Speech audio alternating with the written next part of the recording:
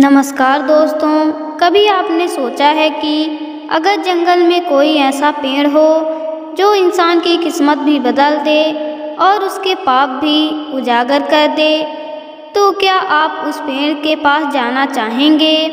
आज की यह कहानी है एक ऐसे गरीब लकड़हारे की जिसकी कुल्हाड़ी तो लकड़ी काटती थी, लेकिन उसकी सच्चाई ईश्वर के दरबार तक गूंजती थी। कहानी है रहस्यमयी पेड़ और गरीब लकड़हारा।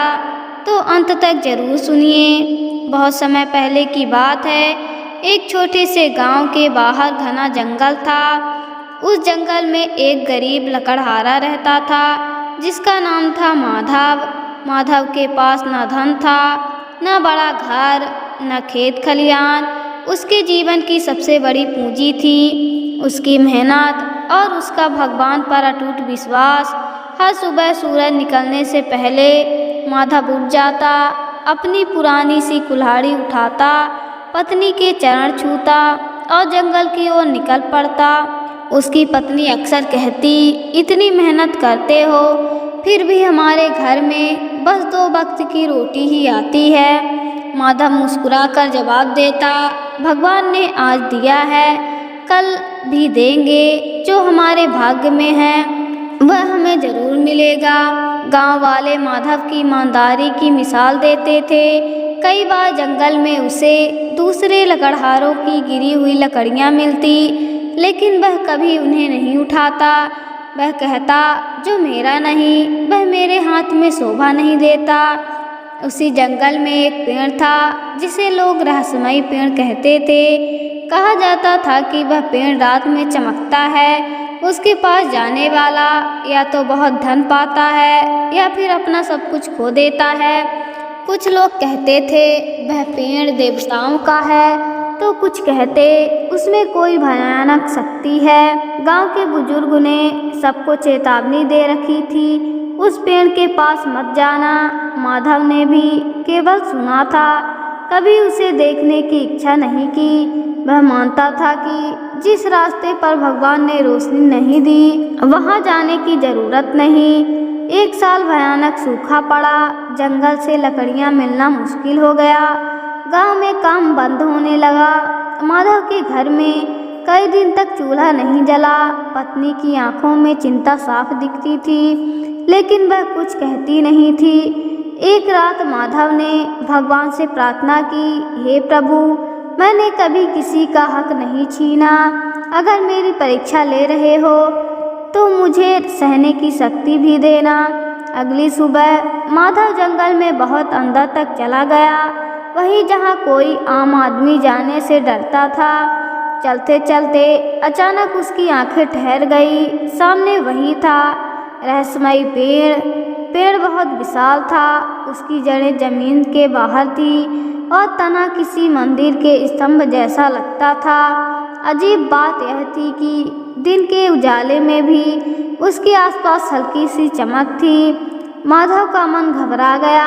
उसने तुरंत हाथ जोड़ लिए, हे भगवान, अगर यह स्थान ठीक नहीं तो मुझे यहाँ से लौटा लें। लेकिन तभी तेज हवा चली और पेड़ से एक सूखी डाल खुद ब खुद टूटकर माधव के पैरों के पास गिर पड़ी। माधव चौंक गया। उसने सोचा, मैंने तो कुछ काटा भी नहीं। उसके मन में द्वंद्व शुरू हो गया, क्या वह उस लकड़ी को उठाए या छोड़ दे। माधव का हृदय जोर जोर से धड़कने लगा। उसने पहली बार महसूस किया कि यह कोई साधारण पेड़ नहीं। क्या यह ईश्वर की कृपा थी या कोई परीक्षा? इसी प्रश्न के साथ माधव वहीं खड़ा था। माधव देर तक उस लकड़ी को देखता रहा। उसका मन कह रहा था, उठा ले, किसी ने देखा नहीं। लेकिन उसका हृदय बोला, जो बिना मांगे मिले वह हमेशा बिना कीमत के नहीं आता। माधव ने लकड़ी को हाथ भी नहीं लगाया। उसने सिर झुकाया और बोला, हे प्रभु, अगर यह आपकी देन है तो आप स्वयं रास्ता दिखाइए। वह आगे बढ़ने ही वाला था कि अचानक पेड़ के तने से एक गूंजती हुई आवाज आई, रुको माधव। माधव डर के मारे कांप गया। उसने चारों ओर देखा पर कोई नहीं था। आवाज फिर आई, डरो मत, यह पेड़ नहीं बोल रहा है, तेरे कर्म बोल रहे हैं। तभी पेड़ की छाल चमकने लगी और उसमें से एक दिव्य प्रकाश निकला। उस प्रकाश में एक वृद्ध ऋषि का स्वरूप दिखा। ऋषि बोले, मैं इस वन का संरक्षक हूँ। यह पेड़ ईश्वर की इच्छा से बना है। यह पेड़ लोभियों को दंड देता है और सच्चों को वरदान देता है। माधव ने भूमि पर दंडवत प्रणाम किया। ऋषि बोले, सैकड़ों लोग यहाँ आए। किसी ने सोना मांगा, किसी ने सस्ता, किसी ने दूसरों का हक छीना। सब खाली हाथ लौटे या फिर सब कुछ खो बैठे। फिर ऋषि ने पूछा, तू क्या चाहता है? माधव की आंखों से आंसू बहने लगे। उसने कहा, महाराज, मैं धन नहीं चाहता, बस इतना चाहता हूँ कि मेरे घर में कोई भूखा न सोए और मेरी आत्मा पर बोझ न हो। यह सुनते ही पूरा जंगल शांत हो गया। पेड़ की पत्तियां झुक गई, मानो नमन कर रही हों। ऋषि बोले, अंतिम परीक्षा बाकी है। पेड़ के नीचे 3 वस्तुएं प्रकट हुई। सोने से भरी थैली, दुर्लभ मणि, साधारण सी लकड़ी की माला। ऋषि बोले, एक चुनो, लेकिन याद रखो, जो चुना उसी के साथ जीवन कटेगा। माधव ने बिना देर किए लकड़ी की माला उठा ली। जैसे ही माला उसके हाथ में आई, सोना और मणि धूल में बदल गई। ऋषि मुस्कुराए, तू धन का नहीं, धर्म का अधिकारी है। उसी क्षण पेड़ से अनेक फल गिरे। वे फल गांव ले जाने पर औषधि बन गए। गांव की बीमारियां दूर होने लगी।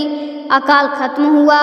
गांव वालों ने माधव को अपना मार्गदर्शक मान लिया। माधव ने कभी स्वयं को महान नहीं कहा। वह बस इतना बोलता, मैं नहीं, धर्म महान है। रहस्यमय पेड़ धीरे धीरे सामान्य पेड़ बन गया। ऋषि बोले, जाते समय जब तक धरती पर ऐसे लोग रहेंगे, तब तक ईश्वर स्वयं रक्षा करेंगे। ईश्वर धन नहीं, नियत देखते हैं। जो बिना लालच के चलता है वही आगे बढ़ता है। धर्म का मार्ग कठिन है, लेकिन अंत में वही सुख देता है। मित्रों, रहस्यमयी पेड़ कोई चमत्कार नहीं था, वह हमारी अंतरात्मा का प्रतिबिंब था। अगर आप सच्चे हैं तो साधारण लकड़ी भी माला बन जाती है, और अगर लोभी हैं तो सोना भी राख बन जाता है। अगर यह कहानी आपको अच्छी लगी हो तो वीडियो को लाइक करें, अपने दोस्तों और परिवार के साथ शेयर करें और चैनल को सब्सक्राइब करना ना भूलें। कमेंट में लिखिए, आप उस पेड़ के सामने होते तो क्या चुनते।